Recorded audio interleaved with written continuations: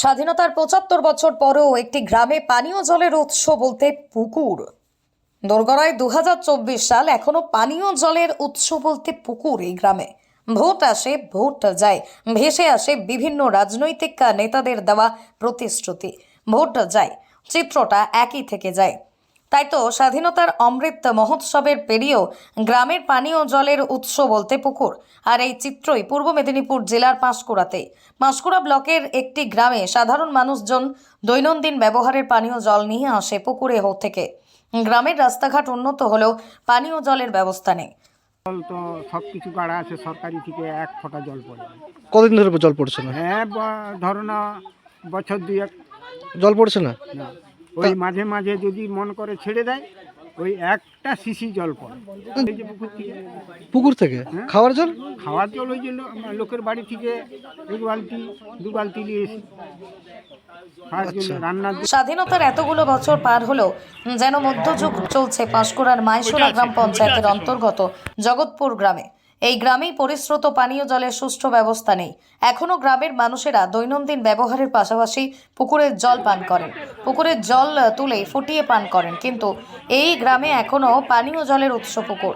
এ বিষয়ে গ্রামবাসীরা জানান, বাড়ি বাড়ি পরিশ্রুত পানীয় জল পৌঁছে দেওয়ার জন্য বছর 2-1 আগে সরকার থেকে বসানো হয়েছিল জলের লাইন, কিন্তু তাতেই জল পড়ে না। আমাদের জলের প্রচুর সমস্যা।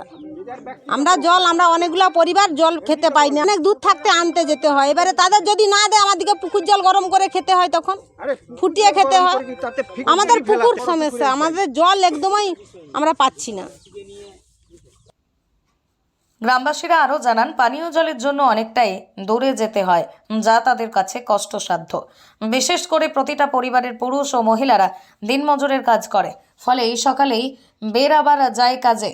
এবার সন্ধ্যার সময় বাড়ি ফিরে কাজে না গেলে তাদের হাড়ি চড়ে না, ফলে কিছুটা দূরে গিয়েই পানীয় জল সংগ্রহ করাটা তাদের কাছে বিলাসিতা। তাই বাধ্য হয়ে এক প্রকার পুকুর থেকেই জল সংগ্রহ করে তাকে ফুটিয়ে পানীয় জল হিসেবে পান করে সবাই।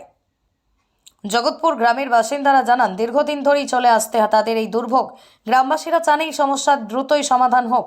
গ্রামের প্রতিটা পরিবারের পরিশ্রুত পানীয় জল বাড়ি বাড়ি পৌঁছে দেওয়ার ব্যবস্থা করুক প্রশাসন। এ বিষয়ে পাঁশকুড়া পঞ্চায়েত সমিতির সহ সভাপতি সুজিত রায় জানান, ব্লকের প্রতিটা পরিবারে পরিশ্রুত পানীয় জল পৌঁছে দিতে বদ্ধপরিকর প্রশাসন। এতদিন একটি গ্রামে পানীয় জলের কোনো ব্যবস্থা নেই, এটা হতে পারে না। পঞ্চায়েত সমিতি এ বিষয়ে খোঁজখবর নিয়ে দেখবে পাঁশকুড়ার ওই গ্রামে পানীয় জলের ব্যবস্থা হবে সুষ্ঠুভাবে, সেদিকেই তাকিয়ে গ্রামবাসীরা। পূর্ব মেদিনীপুর জেলার পাঁশকুড়া থেকে সৈকত সির রিপোর্ট, লোকাল 18 বাংলা।